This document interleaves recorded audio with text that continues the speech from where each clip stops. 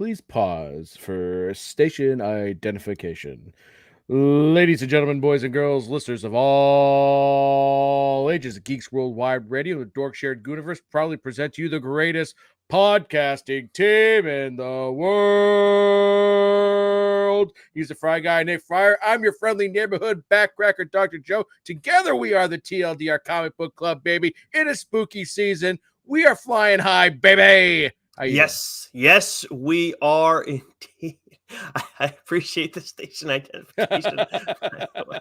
That was a nice touch. And speaking of spooky season, obviously we're doing our normal broadcast stream that we always do on Tuesdays right before New Comic Book Day. But we had a special for you guys earlier in the week. If you didn't catch it already, we did our top 10 horror comics of all time.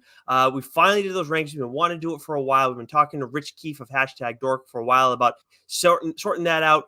Got his input, and we done it with him and Davey on Dork a couple years ago. Us three did it over the weekend. Had an absolute blast putting that list together, Joe. And our list was a little bit different than Dork's. Of course, you take one guy out of it, it makes sense. There should be some deviation, but it seems like it's pretty damn similar. And I think, I like our list a little bit more than Dork's, because I think we've read quite a bit more since then. Stuff has come out. But I think like we got it right then, and we've made the improvements that we needed to since. Yeah, I do think the next time we do it, though, we got to make it like top 20, top 25. Because there were some books that I think were on our honorable mentions and that are definitely worthy of being on that list. Year Zero, which just fell off the list. Like, I think there's a whole lot of horror books that we read that just fell shy of the list, but are worthy talking about and in a little bit more detail. And I think maybe a top 20 or top 25 would be a little bit more a truer picture of the horror books out there. But it was, as always, a lot of fun.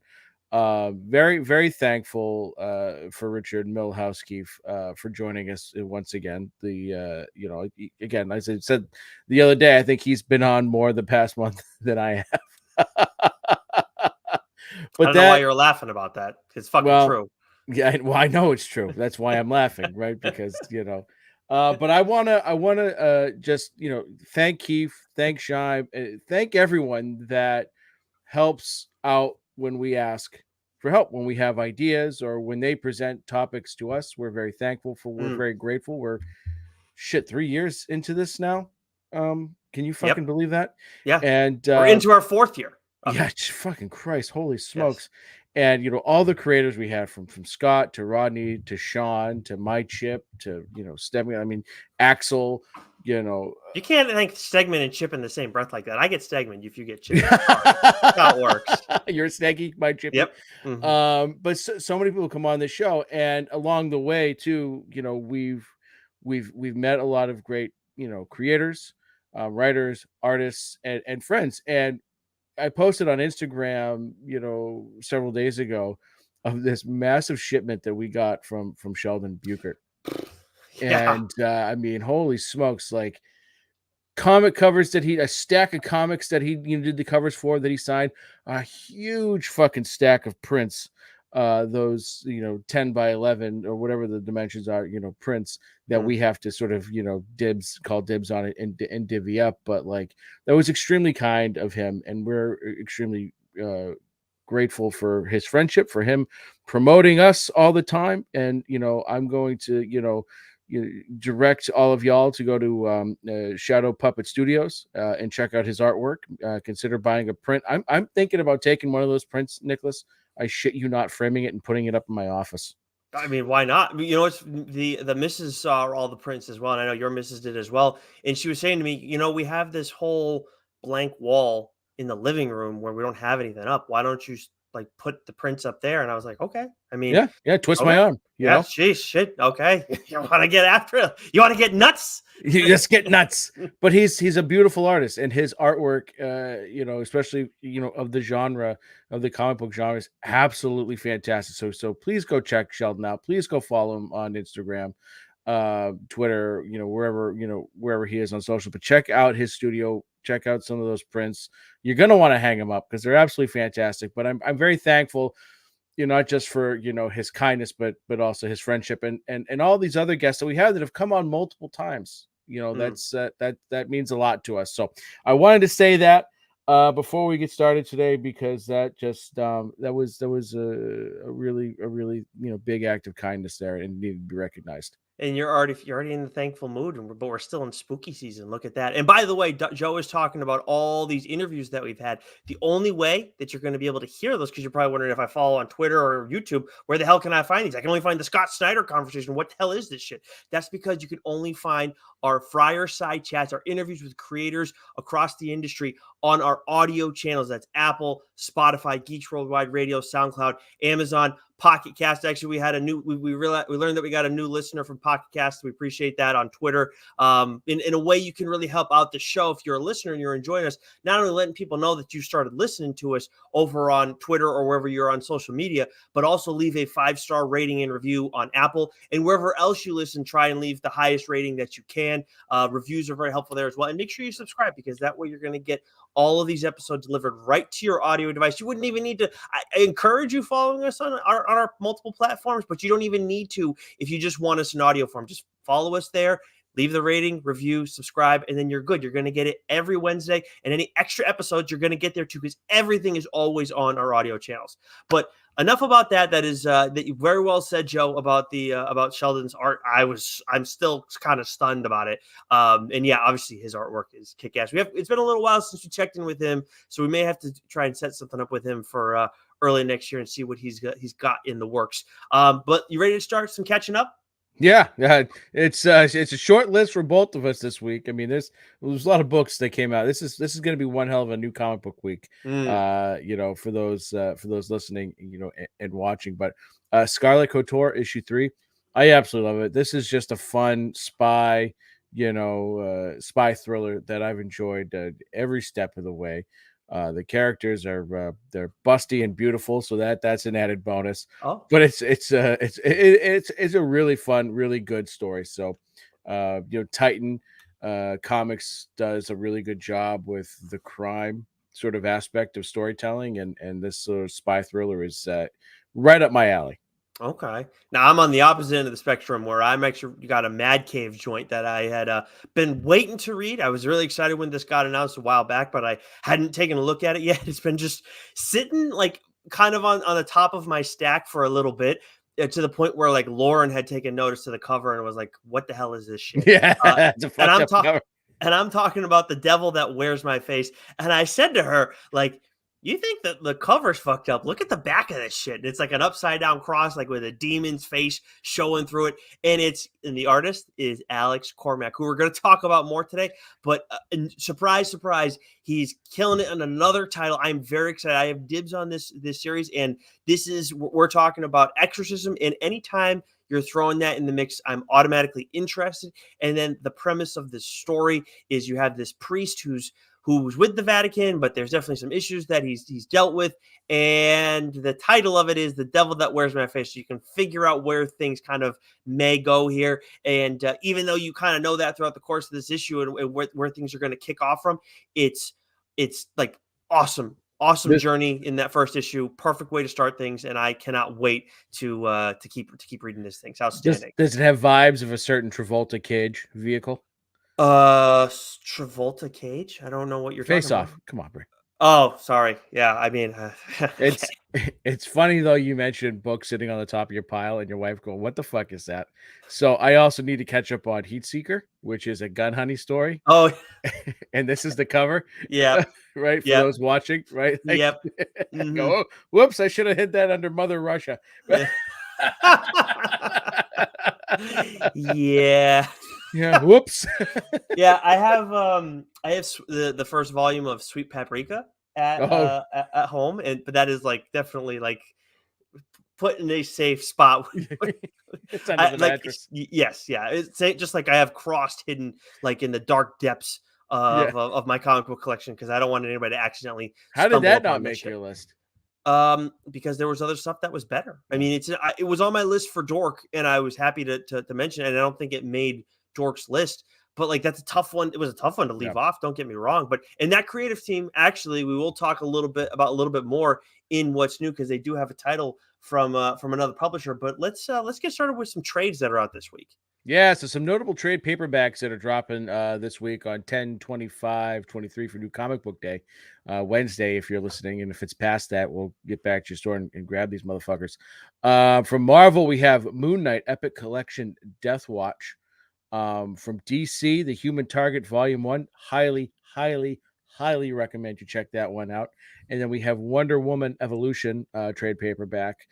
From Boom, Harrower, which was on Nick's list for top 10 horrors. It didn't quite make it, but that's because I just couldn't fucking read it in time. And next That's on time we me do though this for list, not. Well, you should have had time to. You should have read it in advance. I But should have, but I that's fine. was, I wrote a bone, Sea of Sorrows. I read those three books like bang, bang, bang, and was trying to catch them. So it's that, but that's on me. From IDW, we have Sonic the Hedgehog, Volume 15, Urban Warfare, perfect for your nephew. And that was really it for like notable trades this week.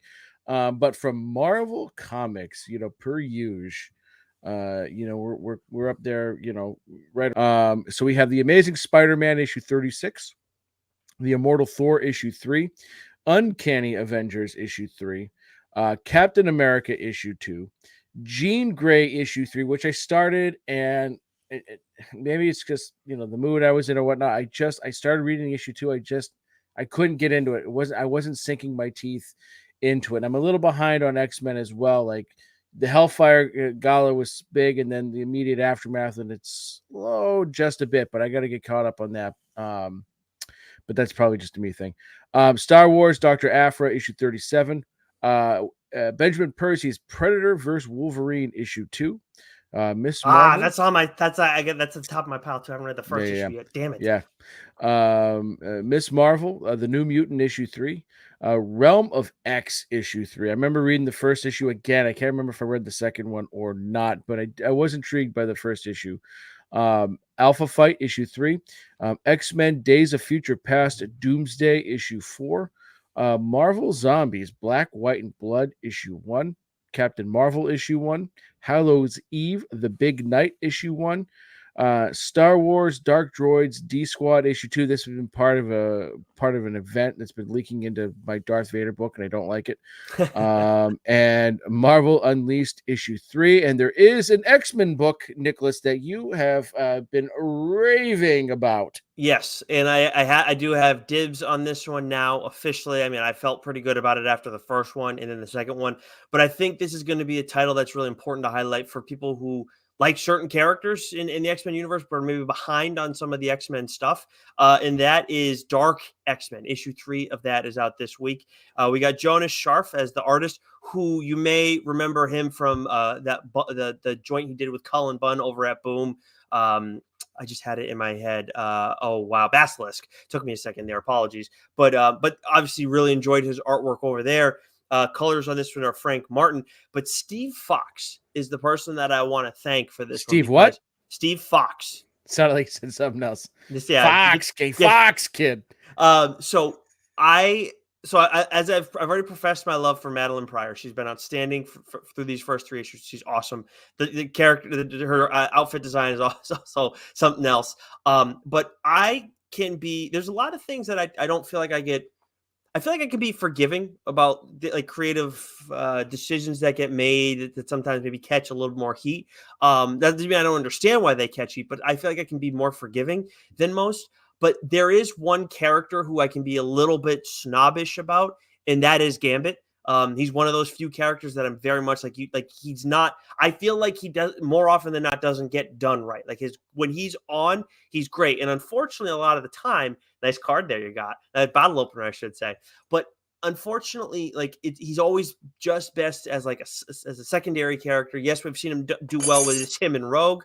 I heard that, but. Right now, again, this is still a team book, but he's very much like one of the main players here. And I really think that Steve Fox has this character down. I'm really, really happy about how he's writing him. And it's like things are kind of like chaotic with this team. And again, Azazel's is awesome in this too. Between those 3, Azazel, Gambit, and Madeline Pryor, this has been an outstanding series. since the first issue to now, three in so far. So I'm very excited at some point talk about this on the show. I'll probably do it right after the first arc, but I really think that this is also something that if you haven't been reading all the X-Men stuff, as long as you know what happened at the Hellfire Gala, you can go and read this and still enjoy it. Love that. Absolutely love that. I can't wait to check this out once you've read it. Also, Quiz, my man, Doc is the man. You fucking damn Skippy, Quiz. Dublin, Look at huh? that. You doing a tour of Europe, my friend? Apparently, Yeah, yeah. Go have a pint. Go have a pint, my friend. You're gonna need it because if you're listening to us, yeah, pints are warranted. Uh, All right, that brings us to DC, yeah, and here we we go. got Detective Comics 1075, which you are on top of that. Excellent. Action Comics 1058, Green Arrow 5, which actually I do got to catch up on that one. Wonder Woman 2, The Flash 2, which Cy Spurrier, friend of the show, is writing that one now. Harley Quinn issue 33, Batman Brave and the Bold issue 6, Unstoppable Doom Patrol issue 7, Batcat, The Gotham War, Red Hood issue 2, Tales of the Titans issue 4, The Penguin issue 3, Alan Scott, The Green Lantern issue 1, Power Girl issue 2, Batman Beyond Neo Gothic issue 4, Steelworks 5, and Amazon's Attack issue 1. One of us has to get on the Penguin because I believe this is Tom King, and I've heard it's excellent. Then you do it. That's yours. All right, Go for it. I'll I'm get some definitely I'll like get some playing catching up. catch. I play more catch up on Batman than you do. Yeah. Like you're on top of it. I mean, so that would probably make more sense. Then from I'm just gonna keep rolling because the book that the company we're talking about next. I'm the only one reading this book. That is The Ribbon Queen issue 4 from AWA Studios by Garth Ennis and Jason Burrows, who we mentioned earlier with Crossed. What?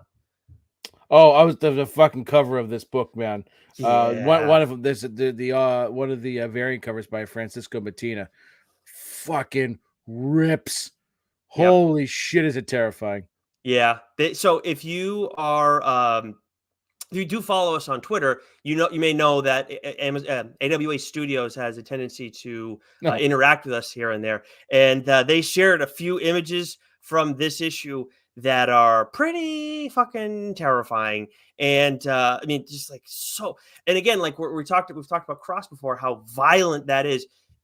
Different shit is going on here, but like the violence is on a very similar level. So if you got like the coloring is a little bit different too. I don't think it's the same color or colors, excuse me. But this is like every issue has been crazy with the violence that we're getting and what's going on with the Ribbon Queen, who's this is the first time that person is mentioned by name. We're still figuring some stuff out, but the first time that this person is mentioned by name, but each time we've been getting a little bit more, and we're seeing a little more violence. And then we get it here and we get a lot more backstory too with some of the other players involved and just how dark things have gotten with these corrupt cops that are at the center of this story. And they've, some of them have paid the price, and some more may not in issue 4. And it is absolutely brutal, the imagery here. I'm just looking at one right now, and it's nightmare fuel. One of the or some of the images they posted in response, I felt like Stewie Griffin, like shaking with my eyes the size of dinner plates, looking at it, like absolutely fucking terrifying. And I think that's why I gave you dibs. Like I gotta be able to read this all at once in the middle of the day. Put it Yeah, you know what though? You can't eat it around lunch. Oh, God fucking Christ! I'm dead serious. It's shit will turn your friggin' stomach. But yeah, awesome. Like again, so we're halfway through on this title. I'll be talking about it when it concludes for sure. But yeah, the Ribbon Queen. If you haven't been reading that, find a way to catch up on it. I don't know how you can other than having your shop have back issues, but maybe it's on Comixology. But definitely get after it if you enjoy Ennis and Burroughs for that matter too. What do we got from Boom? Okay, so it was a hell of a week from Boom. Yes. We've got well, at least one book we're going to talk about, but there's a couple here that really stood out to me. So, Something is Killing the Children, issue 34. I think it was Keith asked me why this wasn't on my top 10 horror list. Because it was, even though it didn't make the list, I had it ranked last time, and there's been an evolution with Something is Killing the Children, right? Where you're still dealing with monsters, and where the Deladara's art is still beautifully vicious. but it's become more of a character driven story than it has a monster driven story. And that's not a knock because this last arc has been excellent. It's been maybe my favorite arc since the very first one. Hmm. But for completely different reasons. So like issue 34, this book is still going strong, and the characters are, Tynan's just done a really great job of still, giving layers and depths to the characters. The main antagonist in this arc is more vicious, more brutal, more, evil than any, physical monster that this series has given us. So, but absolutely excellent. Once Upon a Time at the End of the World, issue 10, Mighty Morphin Power Rangers, issue 113. Awesome. Rom V Rare Flavors issue 2. I talked about the first issue briefly and how, I love the art, the team of Rom and Felipe Andrade. It's I get that it might not be for everyone, but the storytelling is so good and the art is so unique, and like you see where this book is going in the first issue, and then it takes an even more drastic turn in this issue. I didn't see it coming. Oh, fuck. Awesome. Awesome, awesome, awesome. Hmm. Alice Never After, issue 4, written by friend of the show, Dan Panosian. The Expanse, Dragon Tooth, issue 6. And then we have a number 1 from Boom this week. Now, this might be the highest compliment I can give a non AWA book by saying this had the feel of an AWA book to me, and that is Slow Burn issue 1. Nicholas, what did you think? Yeah, this was awesome, and I didn't know what to expect because I didn't even really read the synopsis. I was just like, yeah, I planned on reading it because it's Boom #1. That's like the oldest TLDR rule, doc rule, I should say. And I was like, okay, yeah, obviously got to give it a look. No one called dibs, so for sure. And yeah, it is very gritty, and it is like it's all over the place in like, Yeah, but in a controlled way, controlled chaos, and yeah, that's the best kind of stuff. When obviously when things get too chaotic, you have no idea what's going on. But I was telling as we were talking beforehand, like there are a couple of twists that pop up along the way. And like the first one is like, oh, that's a lot. And obviously you expect they're going to end the issue on like a bang, and pardon the pun, but they really do here. And that's still not giving anything away because you won't see, no one's going to see it coming as they read it. And that, like again, like it's still like this, it's an interesting story. It's a lot. There's like you're trying to figure out because you're seeing the eyes through this main character, and she's trying to get her bearings as to what's happening, and you are as the reader as well. So it feels like you're right there with her alongside, and then by the end of it, completely clear what the hell's going on. But it's like, damn, man, that's pretty rough. yeah. And this is as gritty of a book as Boom has put out, at least to me, in a while. And we Yeah. don't talk about this enough. I always talk about it when I talk about Andrea Sorrentino's art, the way he constructs his panels and how it's Mm. very abstract. AWA has a very distinct way of how they do their panels too, right? It's not just your standard, I mean, squares, boom. rectangles. Boom. Sorry. No, no, no. What I'm saying is, how AWA constructs their panels. They get a little I don't abstract's not the right word for what they do, Well, but it's a little bit they different. get creative. There's no question. They get Yeah. creative, and that's part of the vibe that I got from Slow Burn. It kind of that's why I said it has Mm. that AWA vibe because it's gritty. There was some great panel work that was done there that I found very similar to how sort of AWA constructs some of their books, especially ones drawn by Mike Diodato Jr. Yep. So that to me was like I got a very AWA vibe from this book, and that was part of the reason. One was the material, the story being told, the art, but also like panel construction is very important, and we don't talk about it really, but like it can either like it really can make or break a comic Oh too yeah. if it's like really weird. Like that was one of my biggest gripes with Batcat Hmm. was like wasn't always clear when you're delineating between are you in the past, the present, or the future, and it drove me fucking bonkers. Right, Yep. this was very clear and done in a very good way. So Slow Burn issue 1, Boom Studios. I the team. I'm not familiar with the writer or the art team on this, so I love that. I love that. To a relatively new team coming into a studio that I love, telling a story that's excellent, puts them on the radar for me. With the exception of Hassan Otsman Elau, Yes, because yeah, because he he's letters friggin' everything. everywhere. Yeah, He's absolutely everywhere. It is insane. But yeah, Ollie Masters, Pierluigi Minotti, and Alessandro Santoro is yeah. the creative team here, on top of Hassan. Yeah, that's it. Yeah, so it's you're right. It's nice being introduced to a creative team that we are not all that familiar with. So now, as long as if this story continues on this path, then it's like, okay, well, maybe we got to go back and check out some of their other work if they have other stuff out there. Assuming this isn't their first series. But anyways, moving over to Dark Horse, we got Black Hammer, The End, issue 3, Giant Robot Hellboy, issue 1. The Witcher Wild Animals, issue 2, by friend of the show, Bartosz Stibber. Awesome stuff over there. The Lonesome Hunters, The Wolf Child, issue 4. Savage Squad, issue 4. And then we got a first issue from the creative team, Joe, that you just talked about recently, Richard Dewick and Alex Cormack, Drive Like Hell, issue 1, which we both got a chance to read. What'd you think?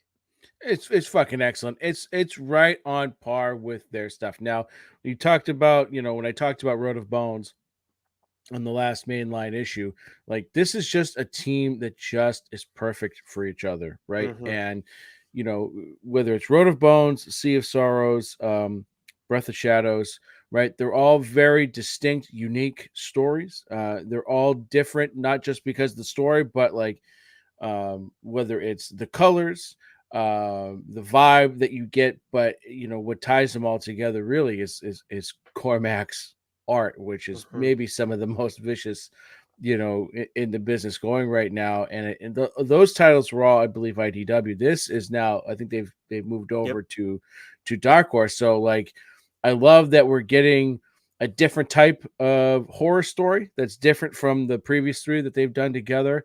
And man, this book fucking rips. This also does a little bit of some jumping around, but like Mm-hmm. in a good way, in a way that is not, hard to follow.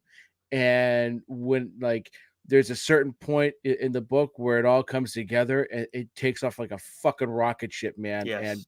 and Cormac's art, like there's a panel here with a young woman sitting in the car and she's covered in blood, and it just, oh man, like we talked about this on the top 10 horror books show that we did with Keith, is that like one of the things that makes a top horror book stick out is the imagery, and there's always an image that sticks out, and this for me in this issue was that. Yeah, and you bring that up, and there's like the image of her. I know that the image you're talking about, but as you guys go and read it, there's more with her. That's friggin' insane. It happens later in the book. We can't talk about it now because you got to. We want you all to experience for yourself. It's not a spoiler, but it's just something that we shouldn't be bringing When up you right see now. it, it's gonna hit you like a sack of bricks. What you're talking about, what I'm talking about, is a little bit more of a subtle thing. I'll mention it to you afterwards. But the other thing is too with this, like I mean, I've talked about when we talked about him recently about Cormac's art. We talked about like how like the way he illustrates blood is like in a very it's different than everybody else. It usually like it feels weird saying this, but it adds like an extra sensation to it, the way he draws it. And he usually does from what I know, he does all his coloring too. I mean, that's the case here. And by the way, do you know who the letterer is on this series? Saying, Yeah, yeah, yes. Hassan Usman Allow. yeah, I can't pronounce his Well, name, I but don't yeah. know if I'm saying it right either, but we'll just have to have him on someday to clear it up. But anyways, the other thing in this issue for me, and I was talking about it again in our horror episode, but like atmosphere, like he uses a lot of this feels so dark and dingy and nasty. Like I don't like it's beyond gritty for me. Like Yeah. the villain that we see here, like he's covered in smoke a lot of the time. A lot of this is happening at night. And it just and like the use of red, like not talking outside of the blood, like for lighting too. I'm looking at an image right now where that's jumping out to me. So like it's just everything about this from an artistic standpoint, and also like when you talk about the way the story kind of moves too. Like Dewick has this come in, like he starts off at one point and like it's a jarring moment, and then he brings it back around, and like this is paced in a perfect way where like it sucks you in, then it gives you the background, then you get going again, and it's appropriate too because of the car that's at the center of this thing that Yeah. uh, moving at quite the pace. And what I love about, the way, do it, the storytelling in this issue too. Again, like the storytelling in the three previous books is all different too, right? From different points of view, whatever. But like this, I love the idea of like, you talk about like dumb luck. Well, in this case, it's like dumb bad luck, right? Mm, And the catalyst that sort of propels two of the main characters that were introduced here, and where their story goes from there. Like I love that, because it's just like, oh, I'm gonna do this. Not really, like, there's gonna be consequences for when mhm. and but then like you don't expect those consequences. And this was an excellent first issue. Yeah, it really was. I appreciate you not calling dibs. I'm kind of stunned that you didn't. Although, if we end up having them on down the line to chat about this, it made me think. Who knows? Yeah. This is again why you got to I subscribe did to our I did audience channels. I didn't want to pull a Nick. Call Oh, dibs on a book and have it ruined. oh wow. Yeah. Oh. It's so true though. Three Right? times it's happened Yeah. to me all Yeah. this year. Friggin' bullshit. So, you know what? I think you fucking rigged this shit. I didn't rig shit. All right. What do we got from Skybound this week? Skybound. You know what I'm gonna do? I'm gonna combine Skybound, IDW, and Vault here real quick. So from Skybound, we have Void Rival. Actually, no, I'm gonna talk about Skybound by itself because I forgot I underlined the book here. Because I can read. There's We no have Void. pictures. I don't. It's okay. There's no pictures. I know. There's no busty broads on the screen. I'm not paying attention. There you go. Void Rivals issue 5, The Walking Dead Deluxe issue 75, Firepower 28, and then a book that I forgot who the writer was for it, so I wasn't going to read it until I saw who the writer was. I said, Yeah. "Oh, I'm reading that." Yep, and that would be Universal Monsters issue 1, written by James Tynion with art by Martin Simmons. Right, this is my Department of Truth team right here, Mhm. and you want to. I'm not going to call dibs. So you please feel free to read it. You want a book that's gonna scare the fucking piss out of you visually? Yeah, it's this one with Martin Simmons.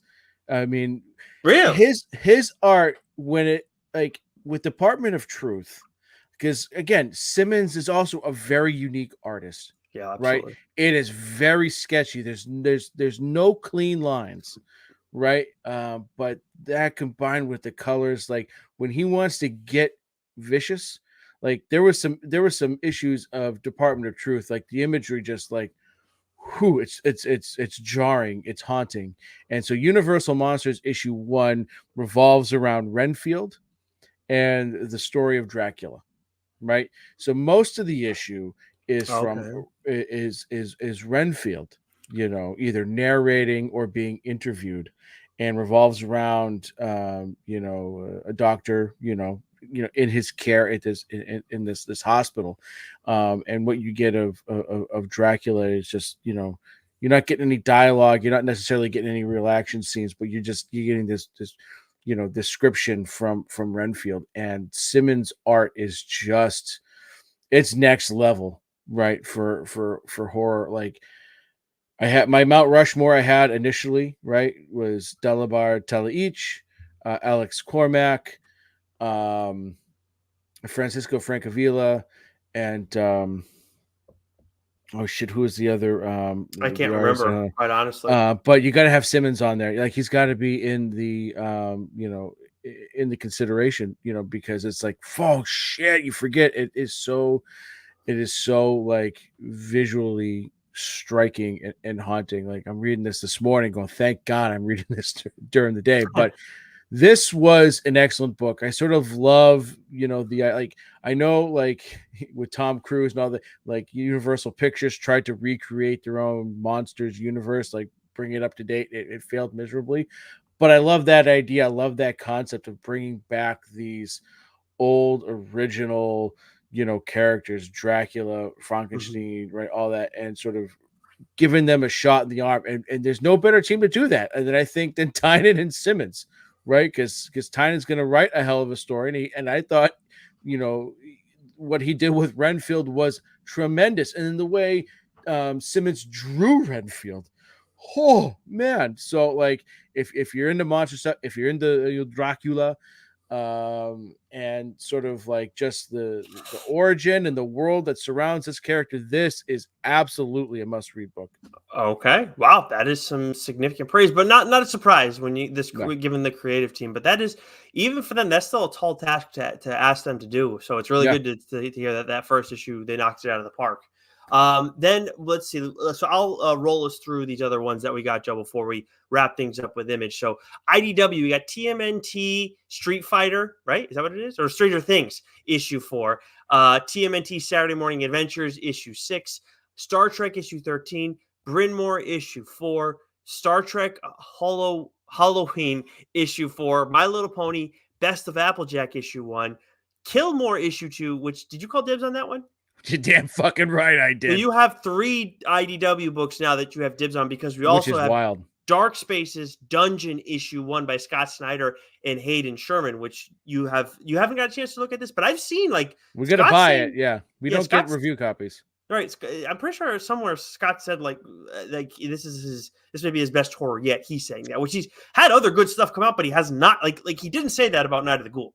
This book is getting a lot of praise. So I can't wait to pick it up at the store. I still haven't read the last I read his first Dark Spaces book, which was excellent. The last one wasn't written by him. It was a different team. I've got all 5 issues, so I'm going to sit down. I'm just going to knock them all at once. But this, I forgot that they had announced like he was working with Hayden Sherman. Because he did it on the other one too, right? Yeah, I think he did on No. the first Dark Spaces. I'm fairly certain he did. Oh, maybe he did. Maybe he did. I'm blanking But on they that. it's them again together again. You haven't done Dark Spaces on here yet, have you? No, I haven't. Not yet. You really got to think about it next time you want to call dibs on a book, because there are like 15. You have a huge to-do pile.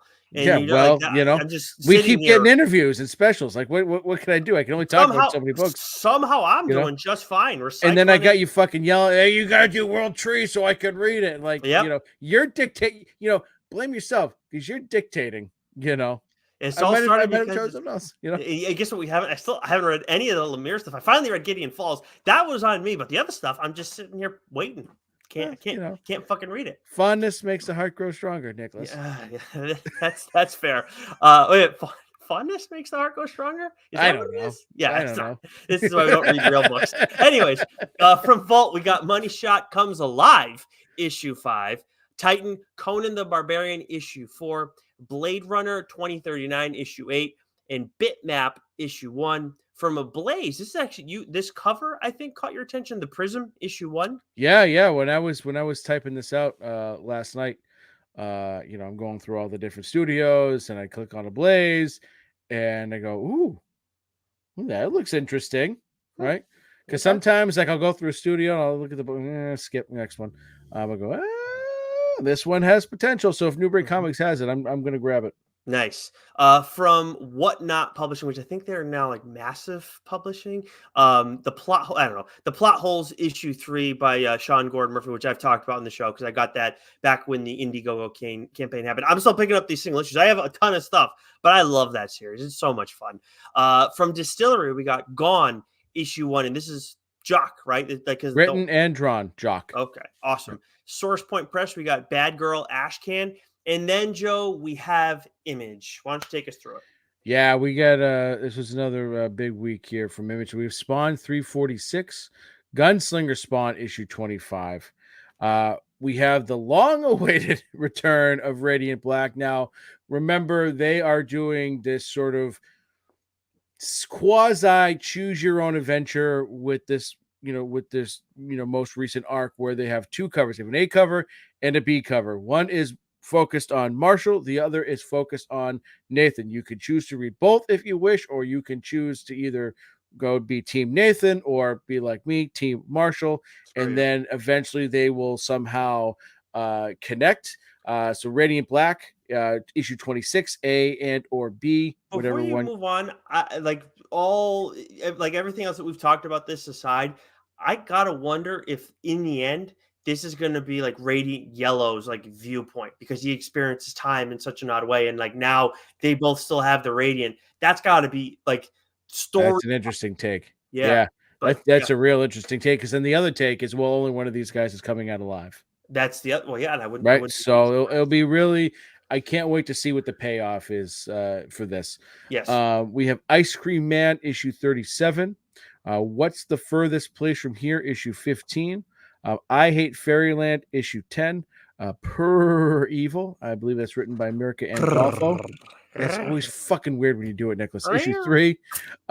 We have The Schlub, issue 3, again written co-written by friend of the show Ryan Stegman. No, my Ryan. Yeah, That's who you're it right. is. Yeah, oh Yeah. yeah, because Capterra, written by My Chip, Universal Truce issue 3 is also out this week, and then Paladin of Axes issue 1, which is a one shot. Okay. And then we have two books that we want to discuss real first. Let's. Speaking of My Chip, we're gonna Yeah. start. We're gonna start with this one here Cool. because this is New Burn issue 12, and we've had Chip on to talk about New Burn. We talk about New Burn, every month that it's out. It's been an absolutely excellent top tier Eisner Award nominee, book.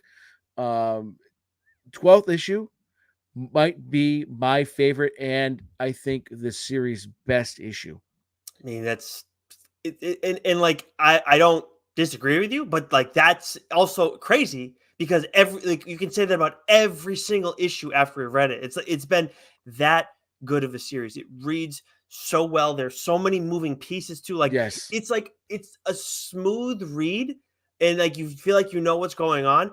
But then by the end of it, it's like, wait a second, what the fuck happened? And then you can go into another issue where things like it calls back to other stuff, and it may like mind fuck you a little bit. And right now, we're kind of getting this more like one larger story that's at play. Where at first with New Burn, you're kind of just introducing them with a lot of like stories that don't like have to do with one another, and it's more about developing the character, which I thought which I really enjoyed. But I'm all in on this story now too, like just as much as I was at the beginning. Well, what was great about this issue is like usually, what you get is you have Newburn, who is the guy who's the character that is three steps ahead of Hmm. everyone, right? This is an issue where we've got three people all playing fucking chess. Yeah. And you've got characters who are all a few steps ahead of each other, which is fucking wild because there's some shit that happens and you go, oh shit. Yeah. Oh, this is like we are driving towards a cataclysmic sort of finale to this arc that is going to it should be nothing short of absolutely spectacular because just the way this arc has been setting up, like you're looking at a potential downfall, like this arc specifically, like in the previous issues, you're going down, Newburn. Shit's catching up to you. That's been the theme. And Yep. then what happens in this issue when you think, so and so is ahead or whatever, right? It just goes, oh man. And I was so blown away by this issue. Like, this is crime. This is noir. This is everything I want this book to be. This is everything I want in any sort of mystery, uh, pulp, crime, noir, however you want to fucking label it, type of story. It was just this is some of Zdarsky at his best. This is smart, but also simple. It's Yeah. really crazy how Chip has managed to do this. Like, and again, like obviously he's an impressive writer, but it's just like the more and more you think about it, it's like this is either it's all come either it's going to be an epic collapse, or it's good. It feels like it could also be fucking scorched earth because I'm looking at that last panel of this issue. Yeah. It's like, yeah, somebody's about to friggin' like take off the training wheels and let everybody else have it because they're tired of getting this shit. Yeah. It's really good. It's Yeah. it's it's freaking outstanding. If New Burn is as must read as it gets. Obviously, we don't have a mainline episode on it. We won't unless we someday decide we're going to start talking about books on here that we've both read at the same time, which we may. This is one Well, of those books that would be there. with the holiday and the end of the year, Mm, episodes that we do, there's some room to talk about books that true. we've both read. True. You Yeah. know, so yeah. Yeah, geez, I know you've been doing a good job keeping track of that stuff. I gotta get moving on it too because it is almost holiday season and Yeah, we're gonna yeah, be yeah. doing our annual. Shit, yeah. Okay. And then we got to figure out the parameters. I think the annual parameters, right, is the if it's a new series, the first issue had to at least come out in September, if I'm not mistaken, right? Isn't that what it was? Yeah, because we want there to be enough issues like to You know, like almost complete an arc or something like yeah, that. yeah, I think it was like as long as we have 4 issues, we can kind of make a call on best new series. Which Oh, and I think it was like too, like, well, if it started like we're in 2023, so if a book started in October 2022, we count it for 2023. right, 100%. Yeah. Right, So that's what it was. that's what it was. So we gotta go.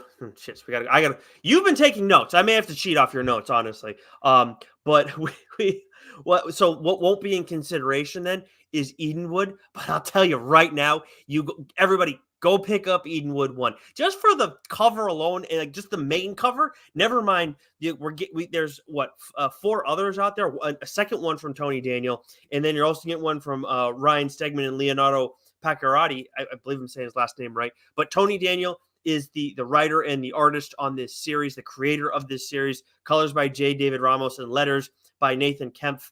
Cal Simmons is the editor.